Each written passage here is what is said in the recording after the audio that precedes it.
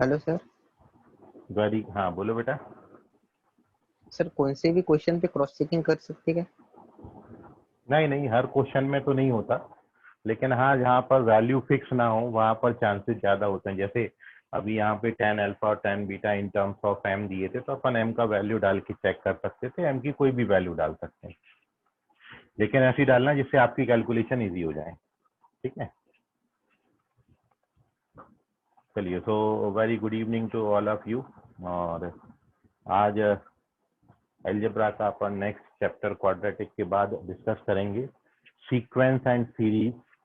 तो what is the basic difference between sequence, ये question है एक मयूर का कि सीक्वेंस में, सीरीज में और प्रोग्रेशन में एक बेसिक डिफरेंस क्या होता है, कैसे आप समझा जाए इसको। तो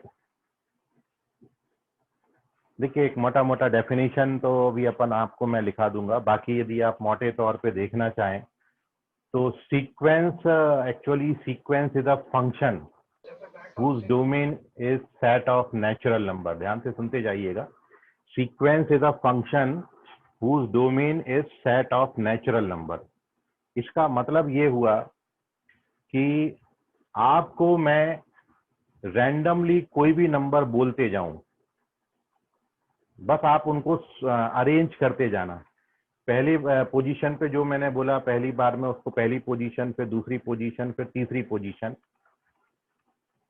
केवल उनको हमने नंबरिंग किया। जैसे बच्चों ने एक टेस्ट में एक एग्जाम दिया और उनको एक टेस्ट में मार्क्स आए हैं, मान लो आउट ऑफ 10, बच्चों के जो सीरियल नंबर होता है ना बच्चों का, हाजिरी रजिस्टर में, अटेंडेंस रजिस्टर में, उसके मुताबिक मैं यदि नंबर लिखूं तो मान लो पहले बच्चे को 2 मार्क्स आए, दूसरे बच्चे को 4 मार्क्स आए, तीसरे बच्चे को 5 मार्क्स आए, चौथे बच्चे को 6 मार्क्स आए, पांचवें बच्चे को 8 मार्क्स आए, नेक्स्ट स्टूडेंट को 3 मार्क्स आए। तो ये, इसके बाद आप, क्योंकि मैं किसी ऑर्डर में नंबर्स बोल ही नहीं रहा हूं, और ये बिल्कुल आपके लिए भी बताना मुश्किल है कि अब अगले बच्चे के मार्क्स कितने आएंगे। केवल मैंने क्या फिक्स रखा है कि ये बच्चों के मार्क्स आए हैं 2, फिर 3, फिर मान लो 7 आ गया, चौथे वाले बच्चा और ज्यादा होशियार था, उसको 9 मार्क्स आया, फिर मान लो 2 मार्क्स आए, फिर 1 भी आया, फिर 5 आ गया, फिर 3 आ गया। ये मान लो बच्चों के नंबर्स हैं। ये फर्स्ट सीरियल नंबर वाला बच्चा है, ये सेकंड सीरियल नंबर है, ये थर्ड सीरियल नंबर है, ये चौथा है, ये पांचवा है, ये छठा है, ये सातवां, ये आठवां।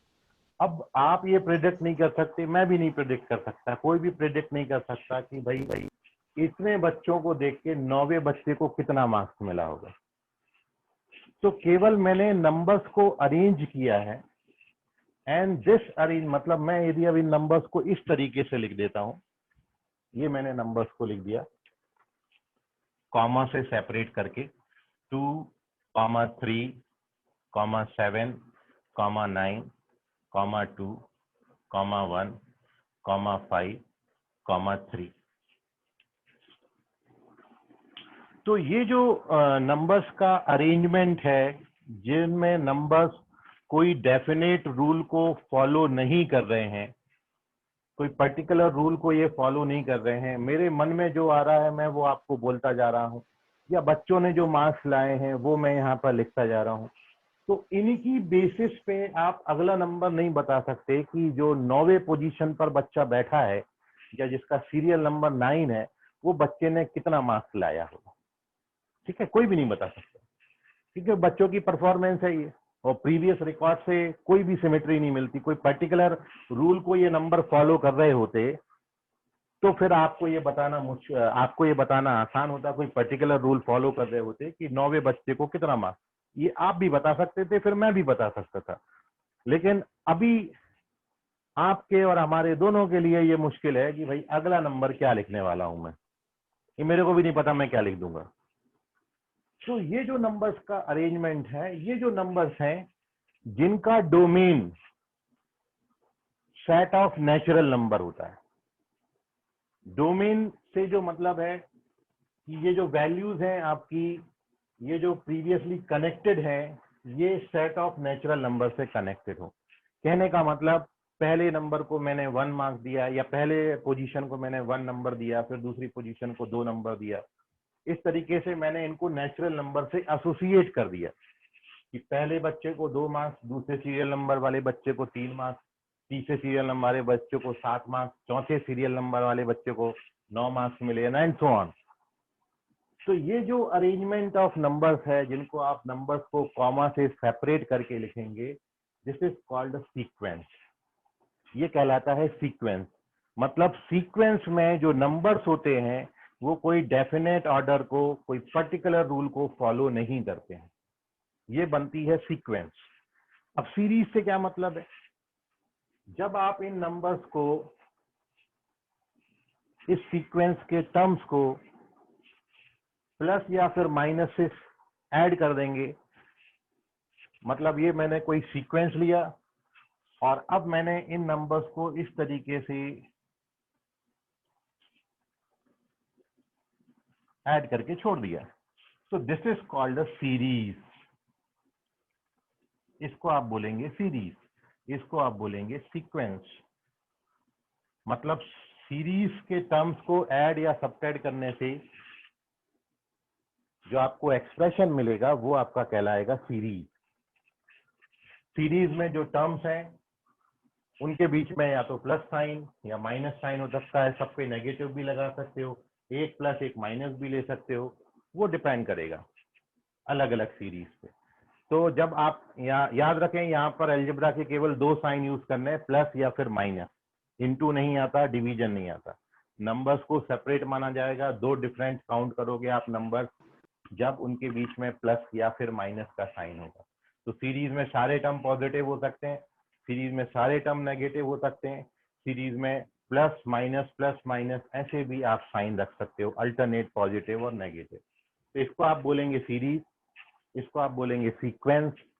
लेकिन चैप्टर का नाम भले ही आपको सीक्वेंस और सीरीज दिया है, आपको पढ़ना है प्रोग्रेशन। अब ये प्रोग्रेशन क्या होता है? तो प्रोग्रेशन जो है, प्रोग्रेशन में आपको जो नंबर्स दिए जाएंगे वो नंबर्स एक डेफिनेट रूल को फॉलो करते हुए दिए जाएंगे।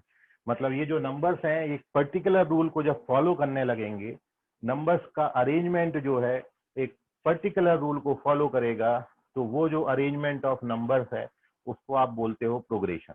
जैसे मैं आपको बोलूं, अब मैंने आपको दिया 1, फिर 3, फिर 5, फिर 7, फिर 9 एंड सो ऑन। तो आप देख रहे हैं कि ये जो सारे नंबर्स हैं ये इस रूल को फॉलो कर रहे हैं, 2n-1, जबकि n आपका नेचुरल नंबर है। एंड आगे चल के this is called the nth term of this progression. ये इस रूल को फॉलो कर रहे थे। अब यदि आप इसमें n की जगह पर 1 डालोगे तो आपको पहला टर्म मिल जाएगा, क्योंकि ये सारे ऑड नंबर लिखे थे। n की जगह पर आप 2 डालोगे तो आपको 3 मिल जाएगा। When you put n equals to 3, then you get 5। तो चूंकि ये जो नंबर्स हैं ये इस रूल को फॉलो कर रहे हैं, तो ये जो अरेंजमेंट ऑफ नंबर्स है it is called a progression. इसको आप बोलेंगे progression. And this Tn is called the nth term of the progression. और n आप जहां भी लिखोगे वो belongs to set of natural number होगा। तो आप देख रहे हो कि यहां भी n की वैल्यू आप 1 2 3 4 5 डालोगे, सीक्वेंस में भी n 1 2 3 4 5 है। मतलब चाहे सीक्वेंस हो या चाहे प्रोग्रेशन हो, दोनों का जो डोमेन होता है वो सेट ऑफ नेचुरल नंबर होता है। बट सीक्वेंस और प्रोग्रेशन में जो फर्क है, सीक्वेंस में नंबर जो है वो कोई पर्टिकुलर रूल को, कोई डेफिनेट रूल को फॉलो नहीं करते, जबकि प्रोग्रेशन में नंबर्स एक पर्टिकुलर रूल को फॉलो करते हैं। दैट मीन्स इन प्रोग्रेशन आप प्रीवियस गिवन टर्म में से आगे आने वाले कोई भी पर्टिकुलर टर्म को कैलकुलेट कर सकते हो। जैसे ये सीक्वेंस में if you have to find, जैसे मेरे को फर्स्ट टर्म निकालना था तो मैंने 1 डाला। When we have to calculate the second term, तो n की जगह पे 2 डाला। When we have to calculate the third term तो हमने 3 डाल दिया। अब मान लो मैं इस प्रोग्रेशन का आपको 10th टर्म पूछूं, T10 निकालो, 10 की जगह 10 डाल देने का, n को 10 डालोगे तो वी गेट 19। तो ये इस पर्टिकुलर रूल को फॉलो कर रहे हैं और आपको जो प्रोग्रेशन पढ़ना है वो इसी तरीके के अब आपको नंबर्स का अरेंजमेंट आएगा जिनमें प्रीवियस गिवन नंबर से आप नेक्स्ट नंबर को जरूर फाइंड कर सकते हो। ये सीक्वेंस आपको नहीं पढ़ना है। तो this is the basic difference between sequence, series and progression, and there are total 5 types of progression जो आपको पढ़ने हैं। अरिथमेटिक प्रोग्रेशन जिसमें डिफरेंस कांस्टेंट होता है जो मैंने आपके सामने लिखा है, फिर ज्योमेट्रिक प्रोग्रेशन जिसमें रेशियो कांस्टेंट होता है, फिर हार्मोनिक प्रोग्रेशन जो कि अरिथमेटिक प्रोग्रेशन का रेसिप्रोकल होता है, उसके बाद अरिथमेटिक ज्योमेट्रिक प्रोग्रेशन, ऐसा प्रोग्रेशन जो एपीजीपी दोनों होता है उसको अपन एजीपी बोलते हैं, और उसके बाद इन सारों में जो एडजस्ट नहीं होंगे उनके लिए हमने एक अलग कैटेगरी बना दी है, उसको अपन बोलेंगे मिसलेनियस सीक्वेंसेस। तो there are total 5 types of sequence progression. ठीक है, तो ये सीक्वेंस, सीरीज और प्रोग्रेशन में बेसिक फर्क है। मयूर समझा कुछ तुम्हें? अरे मयूर है कि नहीं? हाँ सर, समझ गया। और कोई डाउट किसी बच्चे को इसमें?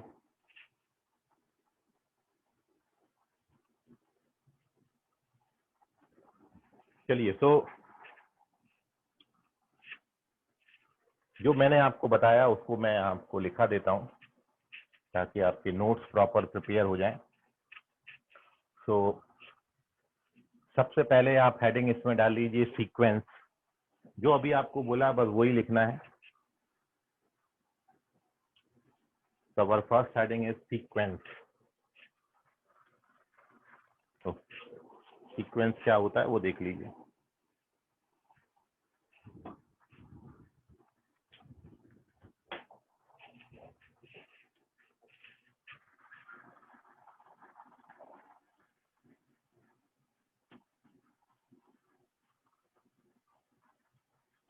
लिखिए सीक्वेंस का definition.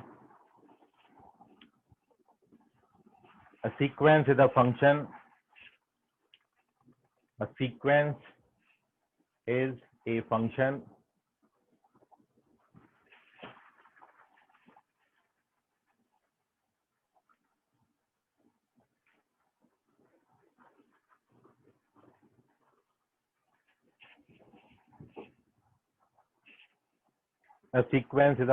whose domain is set of natural number. Whose domain is the set of natural number.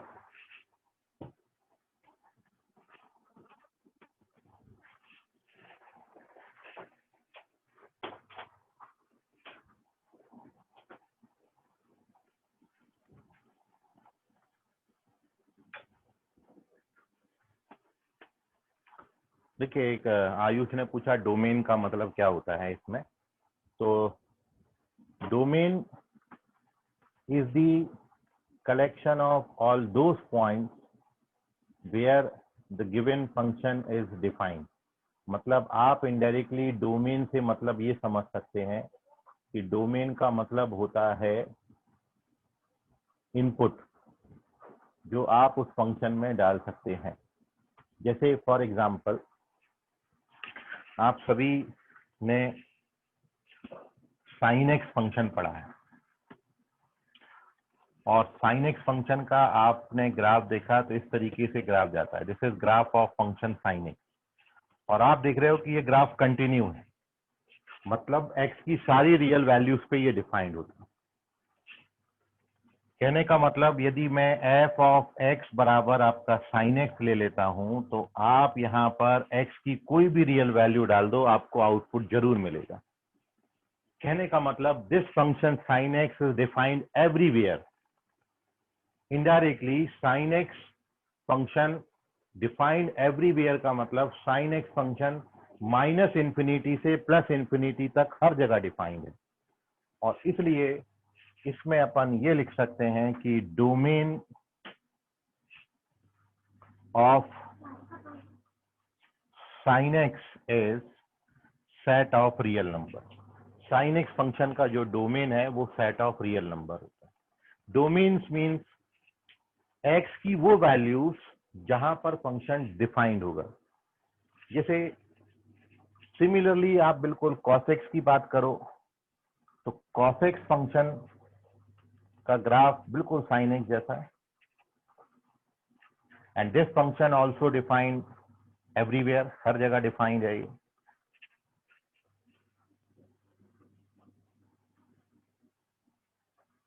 Domain को हम आगे से ऐसा डिनोट करेंगे, इसको आप क्या पढ़ेंगे, domain of F, domain of function sine x जो लिखा है ना, तो डोमेन ऑफ एफ मतलब cos x फंक्शन का डोमेन, ये भी क्या है, सेट ऑफ रियल नंबर। तब आपके मन में ख्याल आ रहा है कि हर फंक्शन का domain set of real number होता है? तो ऐसा नहीं है। ट्रिग्नोमेट्री में ये दो फंक्शन है जो हर जगह डिफाइंड है, बट यदि आप इनके आगे चलोगे, जैसे अभी मैं यहीं पर आपको एक ग्राफ बनाता हूं, साइन एक्स का रेसिप्रोकल फंक्शन होता है कोसेक एक्स।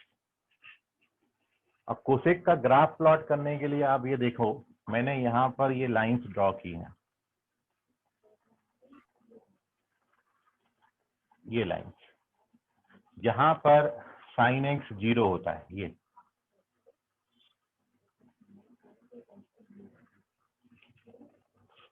ये आपका 0 है, ये पाई है, ये 2 पाई है, ये 3 पाई है, minus pi, -2 pi and so on.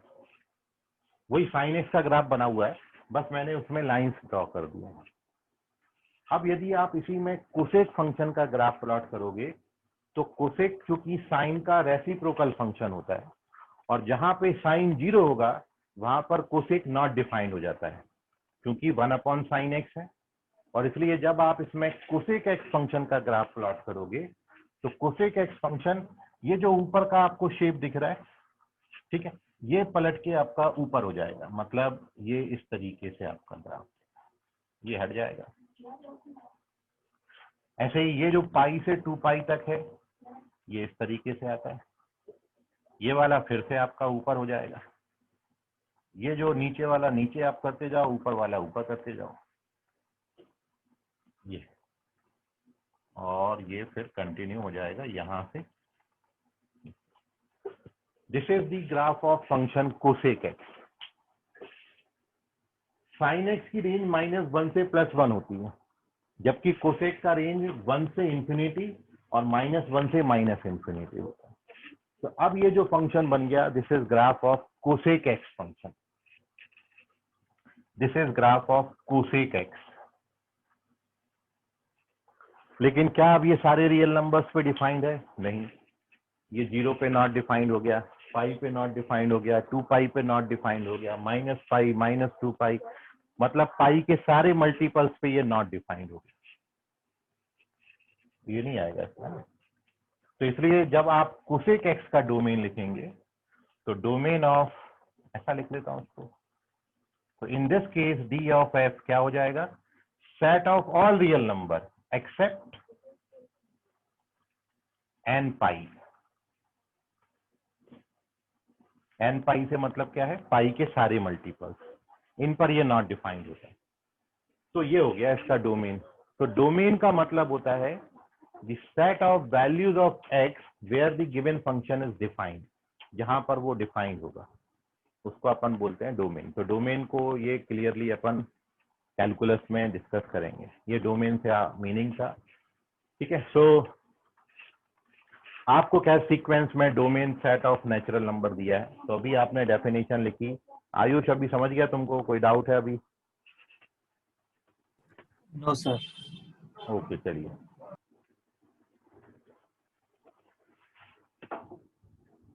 तो first we write the definition of sequence, और आपने सीक्वेंस का डेफिनेशन लिखा है, sequence is a function whose domain is the set of natural number capital N।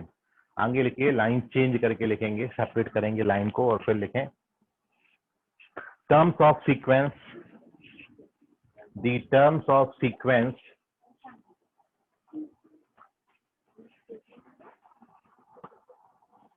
are connected by commas.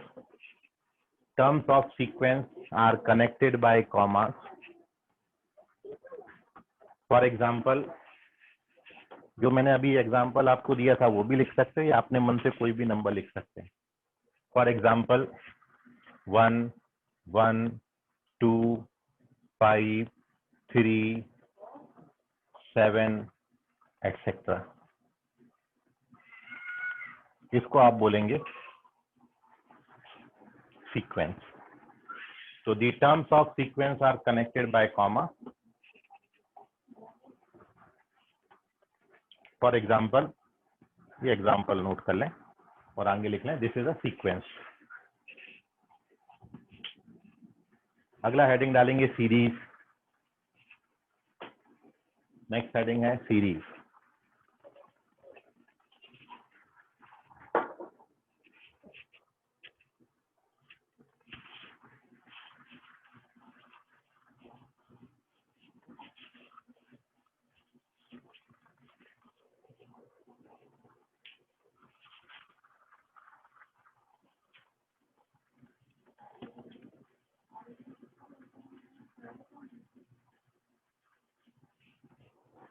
तो next heading है series. Series में लिखिए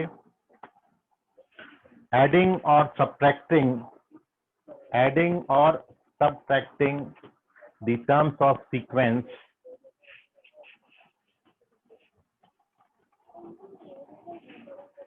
we get a series. Adding or subtracting the terms of sequence, we get a series. For example, if T1, T2, T3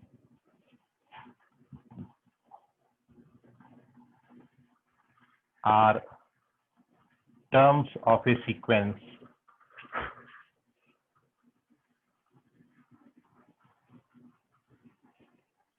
then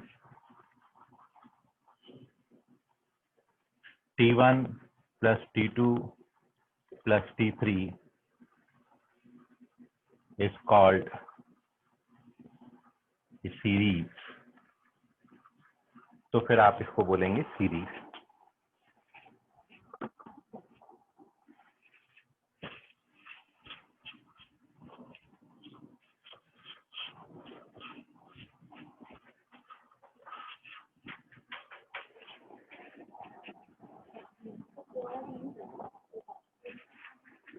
और अब next heading डालेंगे progression.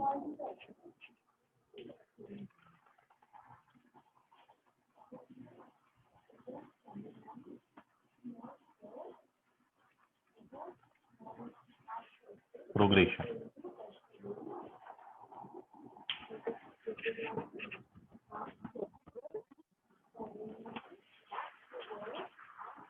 लिखिए. Sir हाँ बोलो बेटा. सर ऐसा बोल सकते कि every progression is a sequence but every sequence is not a progression. Every progression is a sequence, but every sequence is not a progression. Correct है. ठीक. प्रोग्रेशन लिखें. लिखिए progression is a sequence. Progression is a sequence whose terms follow a certain pattern. Whose terms follow a certain pattern. That means progression is a sequence whose terms follow a certain pattern. That means the terms are arranged under a definite rule. That means the terms are arranged under a definite rule. Sir एक बार repeat करो, मैं net चला गया था. That means the terms are arranged under a definite rule. For example,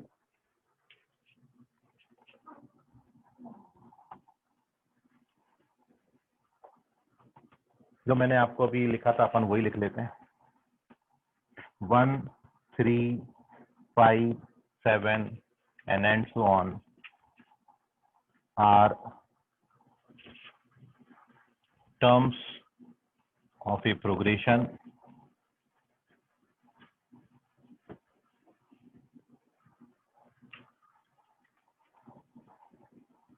whose Tn is 2n minus 1, n belongs to n.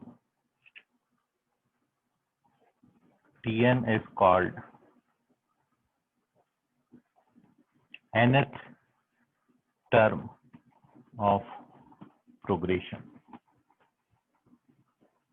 वही सारी बातें जो भी आपको एक्सप्लेन करी थी वही लिख दी.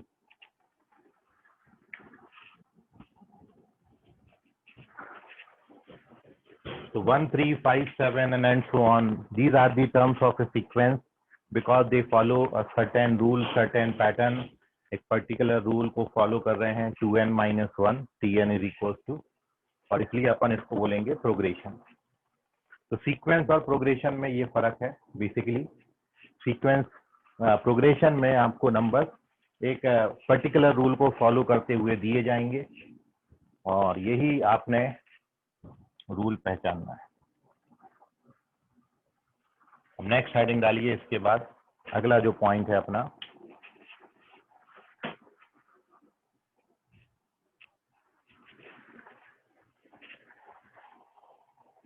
there are total 5 types of progressions. There are total 5 types of progression.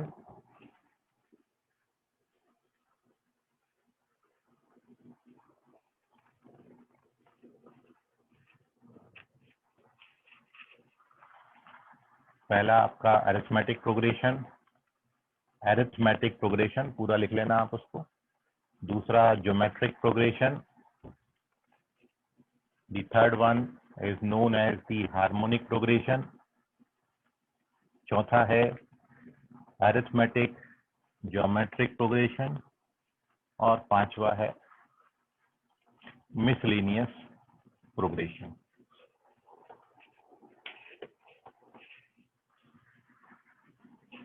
AP, GP, HP, AGP and miscellaneous progressions. और अपन एक एक करके इन पांचों पर डिस्कशन करेंगे. तो हमारा सबसे पहला डिस्कशन है जो कि आप बहुत अच्छे से जानते हो. This is arithmetic progression. तो the first one is arithmetic progression. देखिए इसमें डेफिनेशन.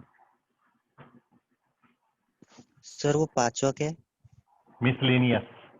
मिसलेनियस एक्सरसाइज पढ़ते हो ना, वही है. Any progression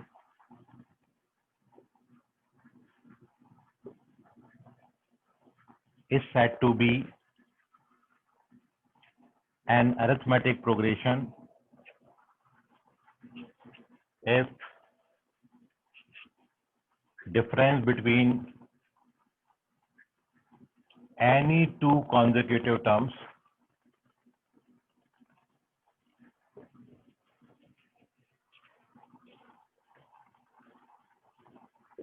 is constant.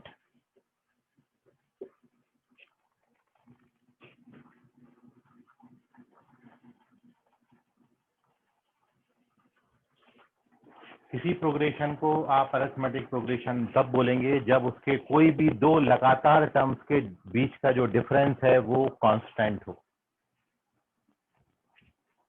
यहां पर आप लिख लीजिएगा, this constant difference is called,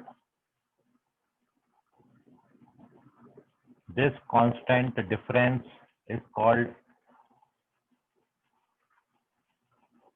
common difference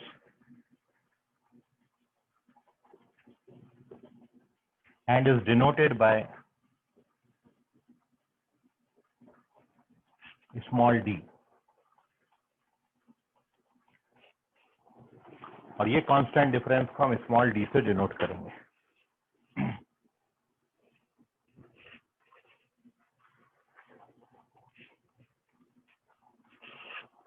तो अब आप देखें, इफ ये सब आप पढ़ चुके हैं इसलिए मैं थोड़ा सा जल्दी आगे जा रहा हूं इसमें।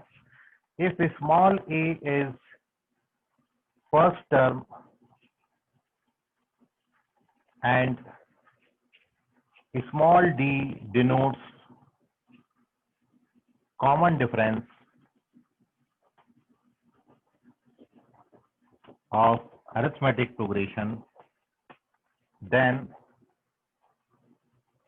general representation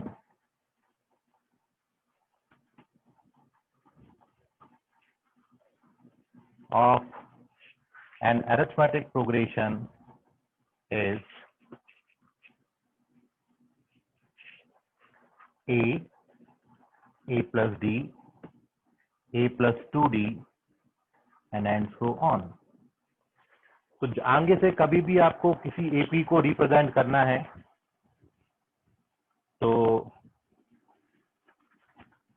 आगे कभी भी आपने अरिथमेटिक प्रोग्रेशन को रिप्रेजेंट करना है तो हम अरिथमेटिक प्रोग्रेशन को ऐसा लिखेंगे। फर्स्ट टर्म ए है, कॉमन डिफरेंस डी है, तो फर्स्ट टर्म में कॉमन डिफरेंस ऐड करें तो next term common difference add करें तो और भी next term and so on, अपन को नेक्स्ट टर्म मिलते चले जाएंगे। तो this is the general representation of AP. कहने का मतलब यदि आपको कभी एपी कभी कंसीडर करना पड़े तो हम एपी ये कंसीडर करेंगे A plus D, A plus 2d and so on.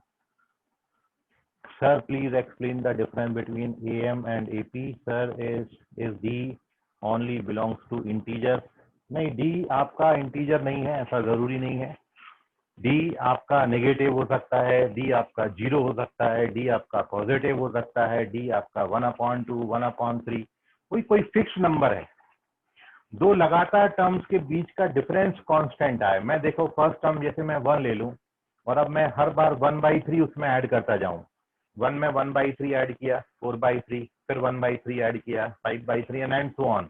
जब आप इसमें ये टर्म्स ऐड करते जाओगे तो आपको फिर से एपी ही मिलेगा। ठीक है, ए आप कुछ भी कंसिडर कर लो, कोई भी नंबर, और उसमें अब आप डी कोई भी नंबर ऐड करते जाओ तो हमेशा एपी फॉर्म होने जा रहा है। ये ए को जैसे मैंने 1 ले लिया, अब डी को मैं 1/2 ले लेता हूँ। अब मैं हर बार 1/2 ऐड करते जाऊं तो जब आप डिफरेंस निकालोगे दो लगातार टर्म्स के डिफरेंस बीच का तो वो 1/2 आएगा।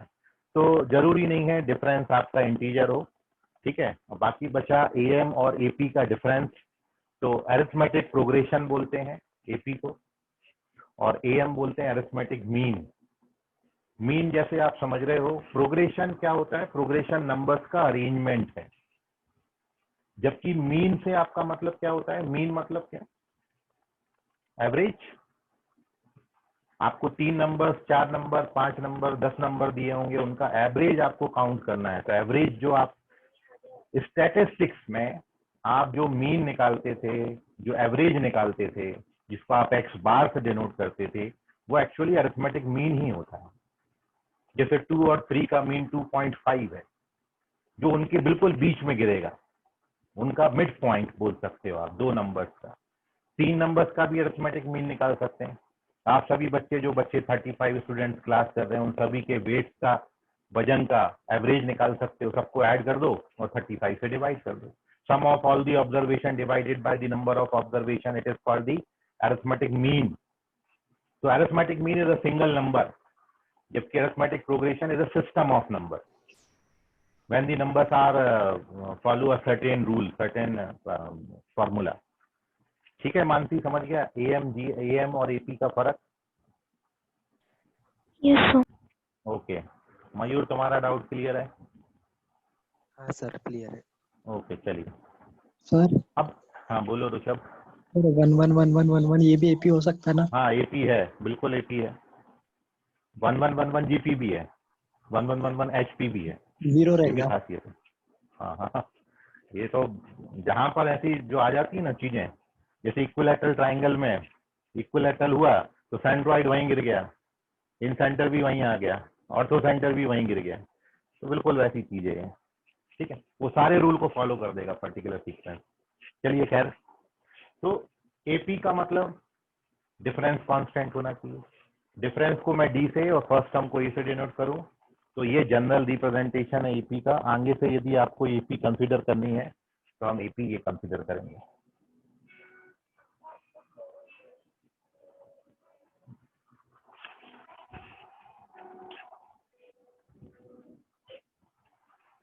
ठीक है, और अब देखिए इस एक बात से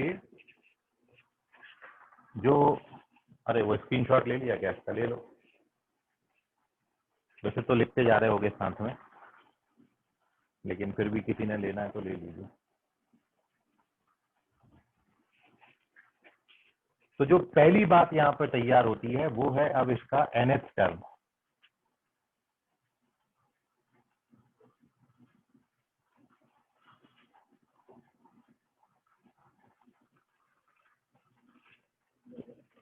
nth term of AP is denoted by Tn, और इसके लिए फॉर्मूला है आपका A plus n minus 1 into D. ये फर्स्ट टर्म है, D कॉमन डिफरेंस है, n नंबर ऑफ टर्म्स है।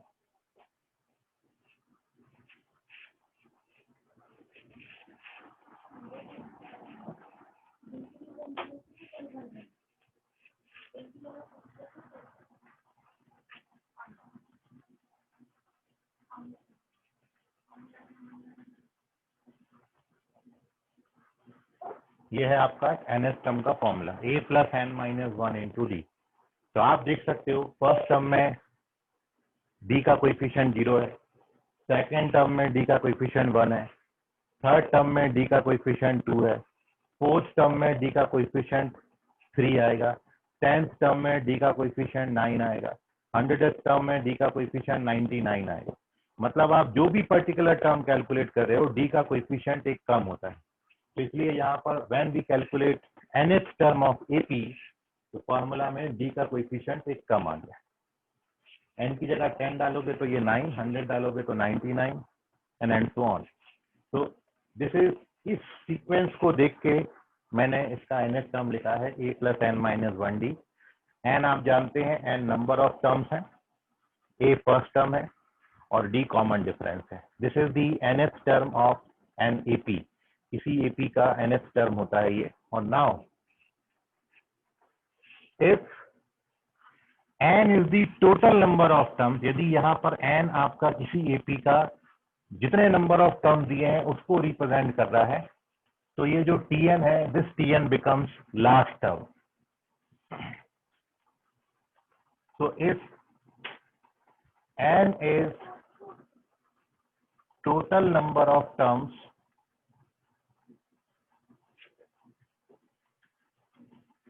then Tn becomes the last term, L for last term है, और अब उसके लिए फॉर्मूला लास्ट टर्म का A plus n minus 1 into D हो जाएगा। जैसे मैं किसी प्रोग्रेशन में 50 टर्म लूं, n का वैल्यू 50 लूं, तो T50 जो है उसका लास्ट टर्म होगा, but T49, T48, T43 and so on, ये जो सारे टर्म्स हैं ये लास्ट टर्म नहीं होंगे। जब n आपका टोटल नंबर ऑफ टर्म्स होगा, उस केस में जब आप nth टर्म ही निकालोगे, जैसे 10 टोटल नंबर ऑफ टर्म्स है, तब T10 आपका लास्ट टर्म होगा। इसलिए लास्ट टर्म हर बारी Tn को आप लास्ट टर्म समझो, ऐसा नहीं है। लास्ट टर्म अलग चीज है, Tn अलग चीज है। Tn का मतलब nth टर्म होता है, और इसको अपन जनरल टर्म भी बोलते हैं, क्योंकि with the help of this we can find any term of the progression. इसमें यदि आपको सेकंड टर्म निकालना है तो n की जगह पर 2 डाल दो, 10th टर्म निकालना है तो n की जगह पर 10 डाल दो, ठीक है। But we given that, when we given that कि if 10 is the total number of term, then what is the value of T10, तो उस केस में आप T10 को लास्ट टर्म बोलोगे। But if the 10 is the total number of terms, और आपसे बोला है कि find T9, 9th term find करो, तो 9th टर्म लास्ट टर्म नहीं होगा, ठीक है। तो इसका ध्यान में रखें। तो Tn becomes the last term when n is total number of terms.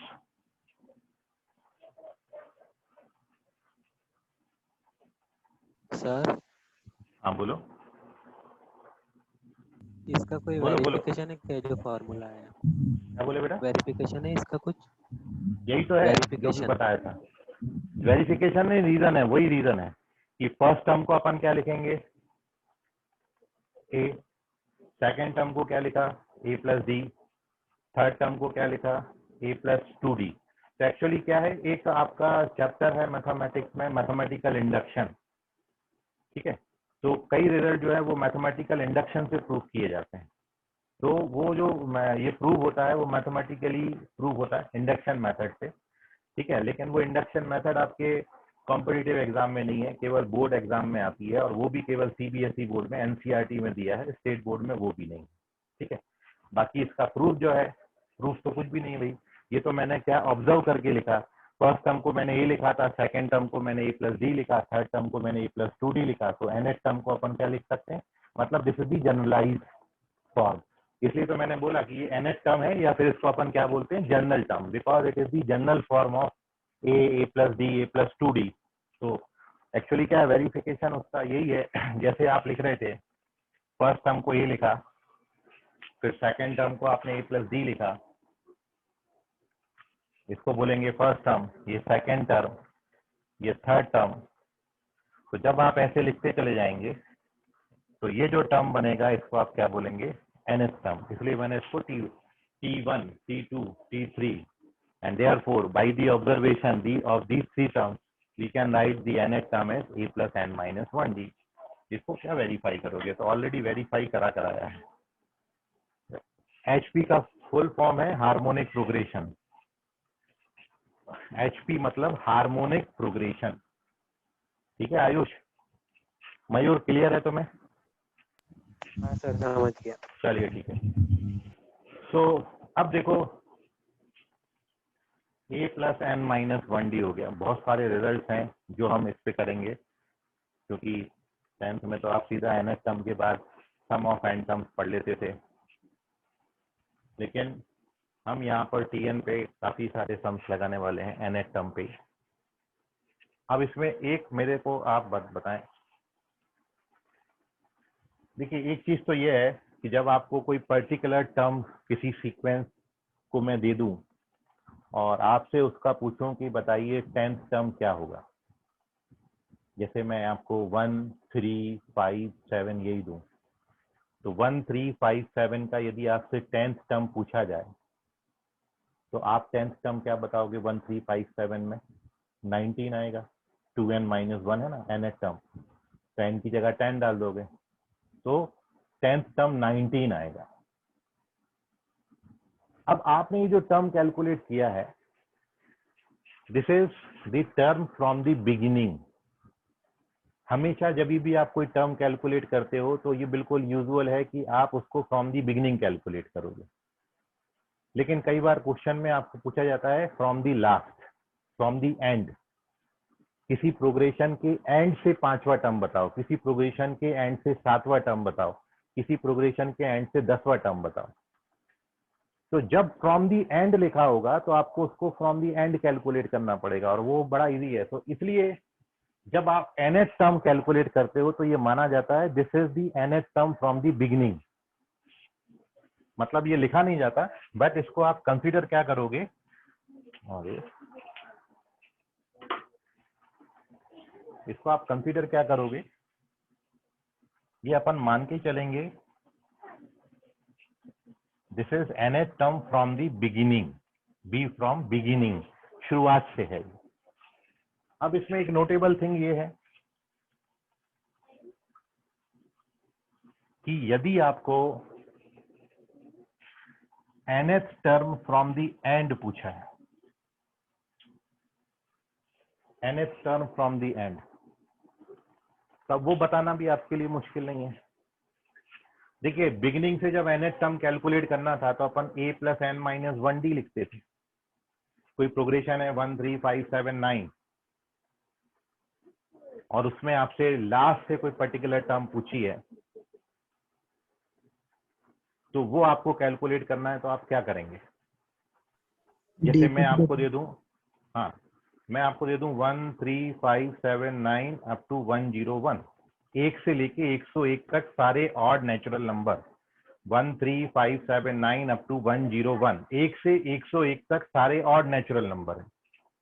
अब यदि इस प्रोग्रेशन में मैं आपको 7th टर्म पूछता हूं तो 7th टर्म का वैल्यू 2n माइनस 1 से अपन कैलकुलेट कर लेंगे, वो आ जाएगा 13। बट यदि आपको 7th term from the and पूछा है तो फिर आप क्या करोगे? हाँ बताओ, कोई भी बताओ। मतलब मेरा जो क्वेश्चन है वो मैं लिख देता हूँ कि if this is our arithmetic progression, then what is the seventh term from the end. इसका सातवां टर्म लास्ट से कितना होगा भाई? बिगिनिंग से तो सातवां टर्म 13 आएगा, क्योंकि इसकी जो जनरल टर्म है Tn के लिए जो फॉर्मूला है वो आपका 2n - 1 है, और इसलिए when we have to calculate seven term, तो we calculate the seven term from the beginning. तो n की जगह पर 7 डालेंगे, तो वी गेट 13। तो from the beginning it is 13, but when we have to calculate the seventh term from the end, तो आप क्या करोगे इसमें, या क्या आएगा आपका आंसर? हेलो, हाँ बताओ बताओ, ऋषभ बताओ, चलो ऋषभ तुम बताओ। सर डी अगर जो स्टार्ट सीधे से 2 है ना कॉमन डिफरेंस, तो उसको हाँ, -2 हाँ। ले लेंगे, और वही फॉर्मूला। और जो लास्ट A1 जो है वो लास्ट वाला हाँ, टर्म फर्स्ट टर्म चलो हो ठीक है, जाएगा। वेरी गुड, ओके, धन्यवाद। तो यदि आपको फ्रॉम दी एंड पूछा है, तो बिल्कुल यूजुअल सा आपके मन में भी ख्याल आता है कि मेरे को 1 3 5 7 9 अप टू 101 दिया है और मेरे को 7 टर्म फ्रॉम दी एंड पूछा है, तो मैं क्या करूंगा, सीक्वेंस को पकड़ूंगा और पलट दूंगा। मतलब लास्ट टर्म को फर्स्ट टर्म को लास्ट टर्म बना दूंगा। और जब आप सीक्वेंस को पलटोगे तो ऐसा करते वक्त कॉमन डिफरेंस जो है वो आपका नेगेटिव हो जाएगा। पहले जो डी का कॉमन डिफरेंस था, आप पलटोगे सीरीज तो नेगेटिव हो जाएगा, -d हो जाएगा। तो इसलिए nth term from the and के लिए फॉर्मूला क्या बन जाएगा, लास्ट टर्म, क्योंकि अब जो फर्स्ट टर्म है वो लास्ट टर्म बन जाएगा। आपने प्रोग्रेशन पलटी है ना, तो last term become the first term, और डी की जगह पर क्या आ जाएगा, -9। बाकी सब बातें ऐसा है। This is the nth term from the and. आप कैलकुलेट कर लो, इसमें डाल लो। जैसे इस प्रोग्रेशन के लिए कैलकुलेट करना है तो एल की जगह 101 आएगा। आपको सेवंथ टर्म कैलकुलेट करना है तो एन 6 डालोगे, सॉरी 7 डालोगे तो ये 6 हो जाएगा। और कॉमन डिफरेंस जो पहले आपका 2 का था वो -2 का हो जाएगा। तो कैलकुलेट कर लीजिए, then you get the answer. मतलब -9 ऑलरेडी लगा चुका हूँ, तो अब आप डी की जगह डी लिखोगे, ये ध्यान में रखना। ये 2 लिखेंगे, ये 6 लिखेंगे, 12 हो जाएगा। 101 - 12 कर दो, then you get the answer from the end, seven term from the end. 89 निकाला है आंसर अर्जुन पाली। ठीक है, चलो ये आप समझ गए, अच्छी बात है, बहुत अच्छी बात। एक और क्वेश्चन का मेरा आंसर दें।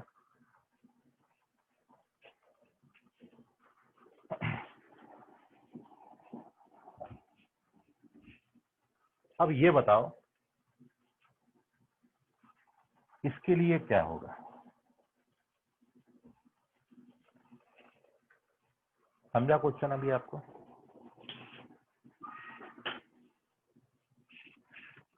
ये तो चलो ठीक है, nth term from the and. अब मैं पूछ लिया mth term from the and. मतलब मेरा क्वेश्चन अब आप समझिए कि मैं 1 3 5 7 9 अप टू 101 दिया, और अब मैं आपसे पूछा हूं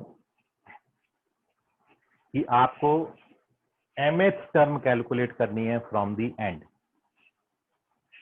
तो पहले मैं आपको 7th term from the beginning बताया था, फिर 7th term from the and बताया था, बट अब आपको mth term from the and calculate करना है। यदि आपको mth टर्म कैलकुलेट करनी है एंड से, तो आप बताइए कितना होगा इसके लिए फॉर्मूला। n की जगह पे n डालेंगे। क्या बोले बेटा? n-m सेम रहेगा, क्यों? नहीं सर, n-m मतलब सर वो m मिडिल टर्म है क्या? पूरे टर्म n है ना। नहीं, m मिडिल टर्म नहीं है, m कोई भी टर्म, जैसे हम मैं pth term of from the and पूछ लूं, pth term n-m from the पूरे। एंड। सर n की जगह पे m डाल देंगे। देखिए, जो मेरा क्वेश्चन पूछने का मतलब है वो ये है कि मैंने आपको अब प्रोग्रेशन जो दिया है वो ये दिया है 1 3 5 7 एंड सो ऑन, और आपको यहाँ पर लास्ट टर्म मेंशन नहीं किया, केवल आपको मैंने फर्स्ट टर्म और कॉमन डिफरेंस भर दिया है। फर्स्ट टर्म 1 है और कॉमन डिफरेंस 2 है, समझ रहे हो आप? तो मैं अब आपसे ये पूछा हूँ कि mth term from the and कितना होगा, ये बताइए। क्वेश्चन में बस आपको ये दिया जाएगा कि इस सीक्वेंस में नंबर ऑफ टर्म्स कितने हैं। तो जैसे मैं आपको बोल दूं 1 3 5 7 और अप टू 50 टर्म्स, ये है अब मेरा क्वेश्चन पूछने का मतलब। सर पहला वो और लास्ट, हाँ बोलो। जो अपन को an का फॉर्मूला लगाया ना, उसमें अपन हाँ हाँ a1 + m-1d निकालेंगे और फिर लास्ट हाँ, टर्म में वो पुट कर देंगे। Very good. तो अभी इसमें आप क्या करोगे, सबसे पहले आप 50th टर्म कैलकुलेट करोगे। मतलब इसमें एक और टर्म हमने ऐड कर दी कि पहले मैं आपको लास्ट टर्म बनाया दिया था, बट अब इसमें हम पहले लास्ट टर्म फॉर्म करेंगे। तो क्योंकि टोटल नंबर ऑफ टर्म्स 50 हैं, तो जो 50th टर्म होगा, 50वां टर्म जो होगा, वो उसका लास्ट टर्म होगा। तो first we calculate the 50th term, then it becomes L. और जब ये एल बन जाएगा तो उसके बाद तो फिर बाकी सारी बातें अपन को पता ही है, वो अपन लगा देंगे। ठीक है, तो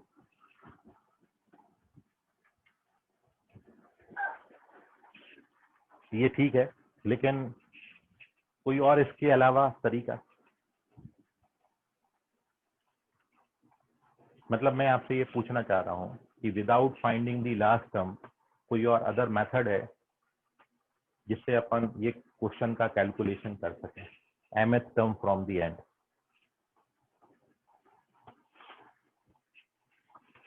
मतलब इनडायरेक्टली जो मैं पूछना चाह रहा हूँ, एक और सुन ले, मैं जो पूछना चाह रहा हूँ वो ये मैं पूछना चाह रहा हूँ कि यदि mth term from the and पूछा है तो वो फ्रॉम द बिगिनिंग कौन सा टर्म होगा? जैसे अभी अपन ने क्वेश्चन किया था ना 1 3 5 7 9 अप टू 101, तो उसमें जैसे आपने बताया था कि 7th term from the and 89 आता है। अब वो जो 89 आपने निकाला वो फ्रॉम द बिगिनिंग कौन सा टर्म हुआ? ये मेरा पूछने का जो मीनिंग है वो ये है कि क्या मैं कोई particular term from the and पूछा है तो उसको मैं particular term from the beginning बता सकता हूँ कि यदि एंड से पूछा है, जैसे मैं आपको नंबर दूं 1 2 3 4 5 6 7 8 9 10, तो बिगिनिंग से जो दूसरा टर्म है वो 2 है और लास्ट से जो दूसरा टर्म है वो 8 है, सॉरी 9 है। लास्ट से जो दूसरा टर्म है वो 9 है, तो वो जो 9 है वो बिगिनिंग से कौन सा टर्म हुआ? वो 9th टर्म हुआ। मेरा मतलब समझ रहे हैं? 1 2 3 4 5 6 7 8 9 10, ये 10 नेचुरल नंबर दिए हैं और इस 10 नेचुरल नंबर में यदि मैं नंबर 9 लेता हूं तो 9 is the number which is second term from the and and 9 is the number which is 9th term from the beginning. तो यदि मेरे को कोई particular term from the and पूछा है किसी सीक्वेंस में, तो क्या मेरे पास कोई फॉर्मूला है कि मैं उसको ये बता पाऊं कि वो फ्रॉम द बिगिनिंग कौन सा टर्म होगा? mth term from the and, from the beginning कौन सा टर्म होगा?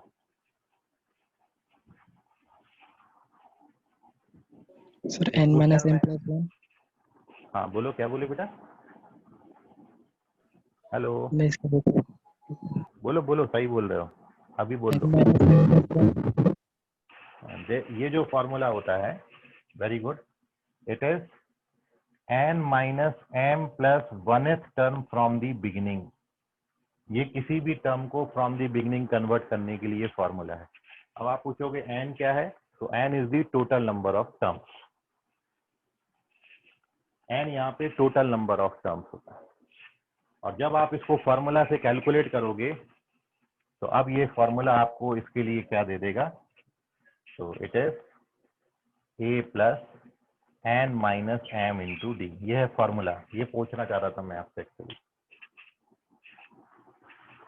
ठीक है, तो आपको क्वेश्चन जो सीरीज मैंने अभी दी थी उसमें ये दिया था, उसमें d दिया था, उसमें नंबर ऑफ टर्म्स भी दिए थे, और m तो मैंने आपसे पूछा ही है कि बताइए कि 7th term from the and कितना होगा। तो ये m मैं दूंगा आपको क्वेश्चन में, और बाकी तीनों बातें क्वेश्चन में आपको दी जाएंगी। तो एक तरीका ये भी होता है कि जब आपको फ्रॉम द एंड कोई पर्टिकुलर टर्म निकालनी है तो आप ये बता दो कि वो फ्रॉम द बिगिनिंग कौन सा है, और बिगिनिंग के लिए तो फिर अपन मास्टर ही है, बिगिनिंग के लिए तो फॉर्मूला है ही अपने पास। तो फ्रॉम द एंड कोई टर्म कैलकुलेट करने के लिए we use this formula, nth term from the end, sorry mth term from the end is calculated by this formula. Note कर लीजिए, कोई डाउट है इसमें तो पूछ लीजिए। सर वो बिगिनिंग से है ना, वो पहला जो सेकंड पॉइंट का वो फर्स्ट फॉर्मूला। ये हाँ हाँ हाँ, ये बी फॉर बिगिनिंग है। ठीक है। ये E फॉर एंड है, B फॉर बिगिनिंग। ठीक है,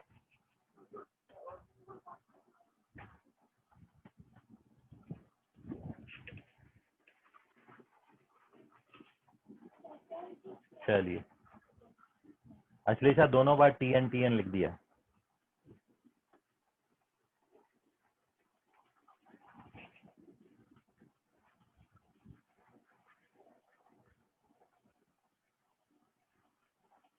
तो इसको नोट कर लीजिए, बाकी अपन करेंगे अगली क्लास में। आज के लिए फिलहाल इतना, धन्यवाद। नोट कर लें, कुछ और अच्छी बातें कल अपन करेंगे और डिटेल में। ये तो 10 तक की बातें थी, इसमें मैं कुछ बातें और फिर अब 11th की ऐड करूँगा कुछ क्वेश्चन के साथ, और इसमें थोड़ा सा आपको आनंद आएगा। ठीक है, तो आज के लिए फिलहाल इतना, बाकी करेंगे कल। गुड नाइट, बाय, शब्बा खैर, शुभ रात्रि। Bye sir. Bye sir. Bye sir. ठीक है Bye, वंश, sir. वेग दो। बाय बेटा, bye. Thank you sir. Okay Vansh, मेरी आवाज आ गई तुमको? Yes sir. ओके चलिए, गुड नाइट, बाय।